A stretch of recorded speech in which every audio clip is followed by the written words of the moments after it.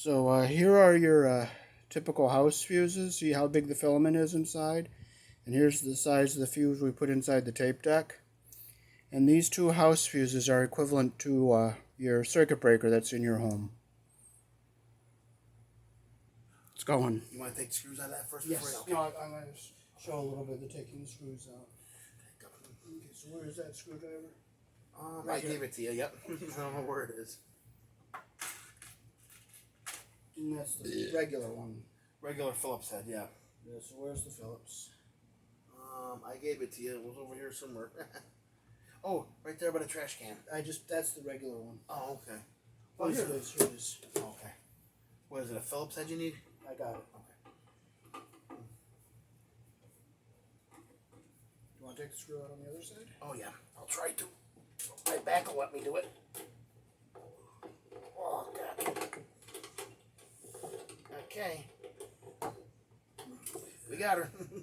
Alright. Yeah, put that away now, too. There we go. Beautiful. All right. Ooh, that was cool. That was cool. Got a little wood burn on there.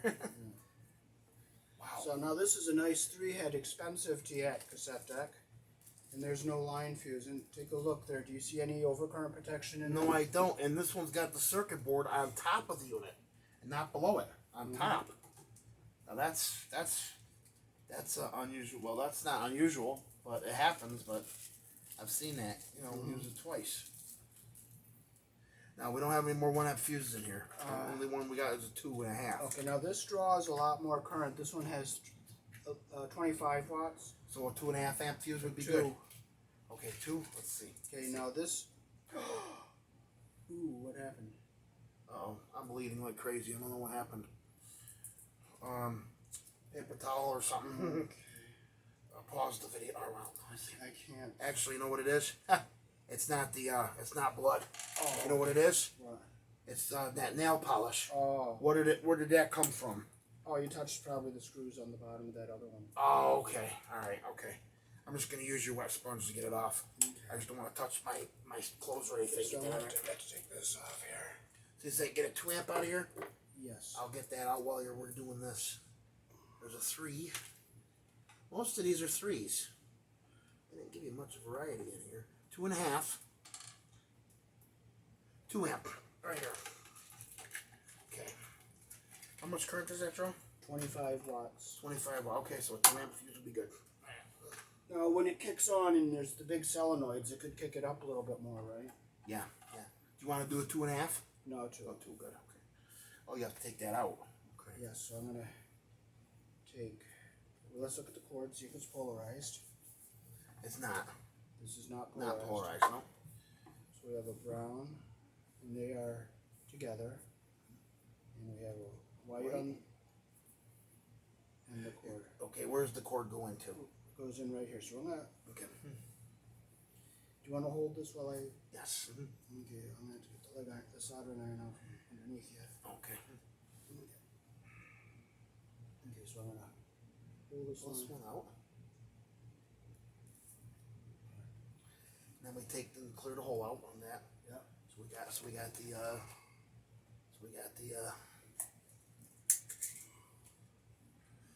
I'll try to hold it as steady as I can. My hands are not that steady though. Oh, it's clear. It is clear. I think. No, wait. Yeah, it is. It is clear. Okay, yep. It looks like it is. Yeah, it is. Yeah, it's clear. Okay. Okay, so I'm gonna set this down. Let me get this wire out here. One of these is going to go to the fuse, and the other one's going to go to the switch.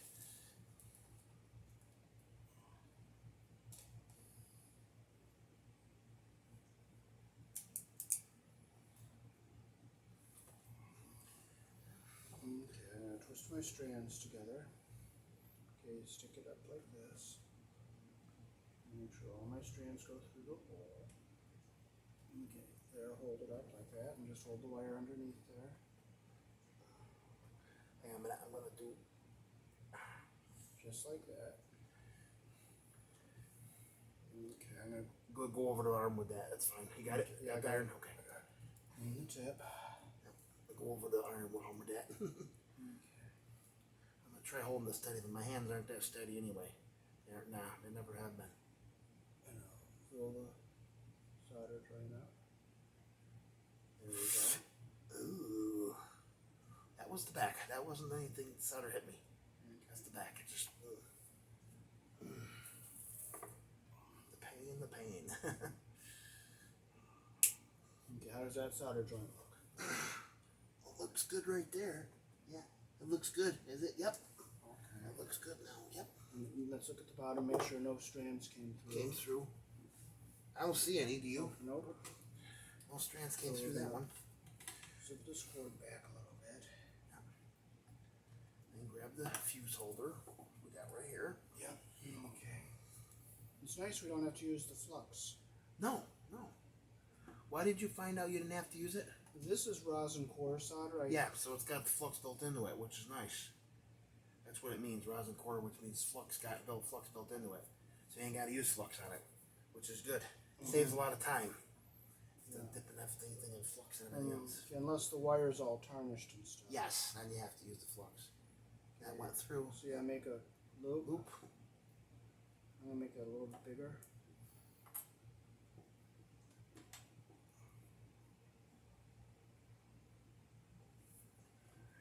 Oh my freaking head. Oh, what? Yeah.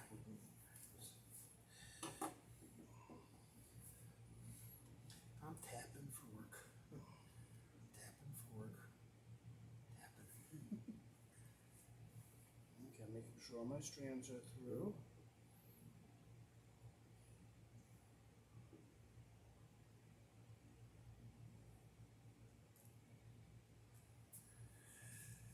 And I can hold that, maybe?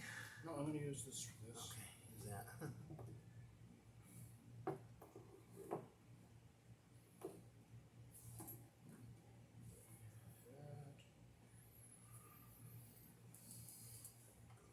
Clean the iron. Clean the iron off. Tin it a little bit. Yeah, clean the iron off. Tin it and then hit that baby up. Oh. Oops, I gotta make sure that Yeah. all the strands are off the insulation. Yes. There it is. I got it off the insulation there.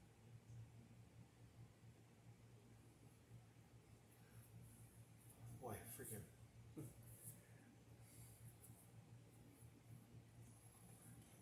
Let it stir. Ooh, the smell. Smell that? Smell that rosin core? Yeah, it smells kind of good, doesn't it? It does. It smells like apple pie or something. It smells like pie. Why does it remind me of pie? I don't know. I don't know why. It's delicious. Yummy. I'll turn this around. Look at the bottom. That looks like a nice solder joint. Yes, it does. Yeah, it does. And that top one, that looks good too. Yeah. Everything looked good on that one. Okay, all my strands are through.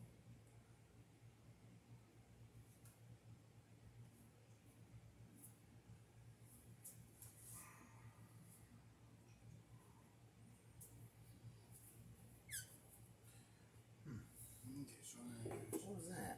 That was me. Okay. this. Set it right on there. Okay.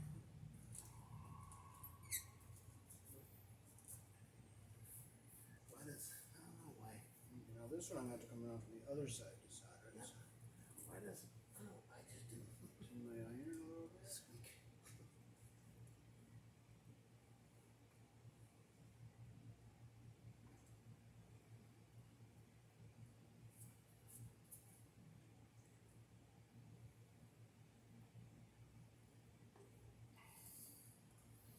Let that cool a minute.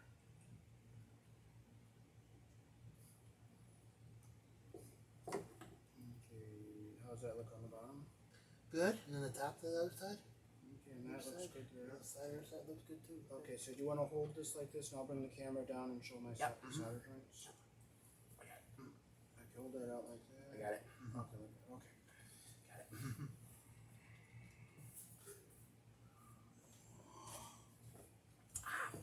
I gotta move my back.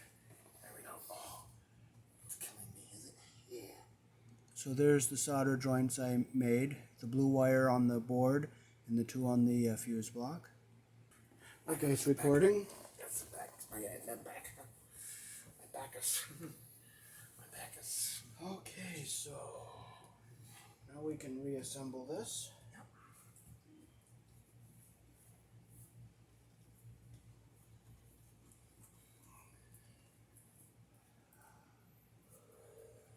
Now, UL and the Consumer Product Safety Commission should require this fuse, right? Yes, they should. And did you show them the house fuse and the reason why I put it Nope, in? I will now. Yep. Here we have our typical 20 amp breaker house fuse. You can see the filament on it is quite big. And then we have our fuse that we put into the unit, which is a very small filament. So when something happens with the cassette deck, this will go first before this will, causing the cassette deck, the cord to heat up and the transformer to short out, or causing a shock hazard. The UL and the Consumer Product Safety Commission should require these fuses in these tape decks. And CD players and tuners. Yeah, and CD players and tuners. They got them in DVD players, VCRs, and TVs, but why not cassette decks and CD players and tape decks? Come on. Right in the head. Hit me right in the head, no, I didn't. Okay, that's straight. Didn't hit me in the head. What the?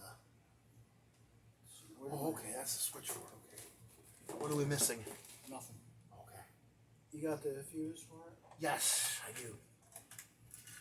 2 amper. This one draws more power.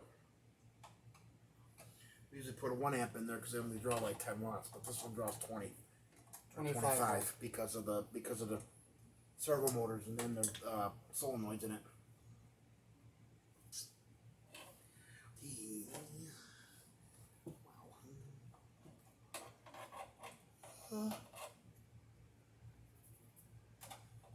Hopefully that's not going to interfere with anything, is it? Hopefully not interfere with anything. Not at all, bud. Put the fuse in before we put that together? Or can't you get that? Yeah, you can go in easy. Yeah, go ahead and put it in. Put it in now. It'll be a little bit easier probably than trying to put that thing together right together.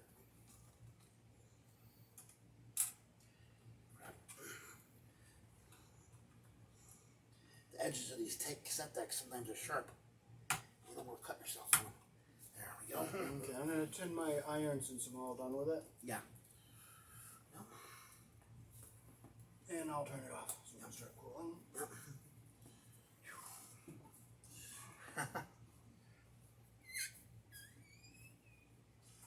What was that? Now, do you think TIAC or manufacturers can be liable for a fire if there is a fire? You think they should be liable for that? Yeah, exactly. Especially if there's a fire that's caused by the unit because there's no fuse in it. Something burns or something, burns or shorts out.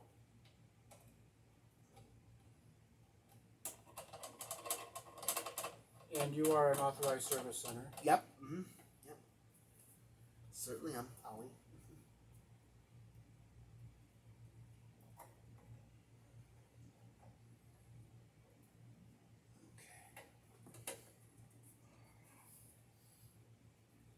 Okay, we're going to do our wire dress here and get that all taken care of. Yep.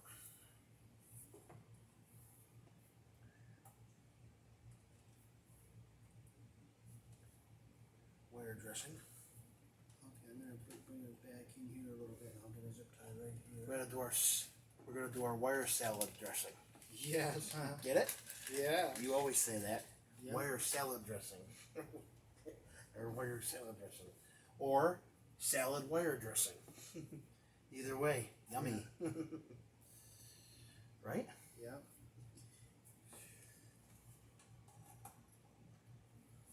I'll crack a little joke there. Yes. Okay, now we can put our switch back in. Takes the monotony away.